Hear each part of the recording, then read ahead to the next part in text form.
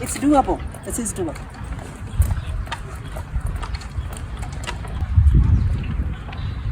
If you want to get rid of your bag after using, in 1 second, you put it in hot water. It's a new innovation. No more hot water. If you throw this bag out there in any environment, in 90 days it disappears. Completely. So Yes, if by I itself. forget, what if it doesn't rain?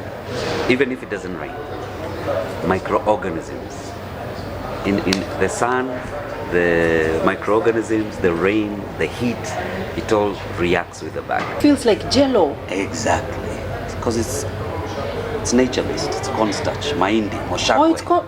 Whatever you want to call it, but Oh. it's cornstarch or cassava starch or potato starch, whichever starch is there.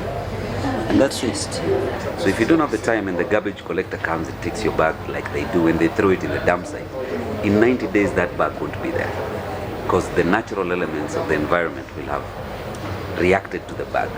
So the hot water does it in 2 seconds. The environment does it in 90 days. Yes.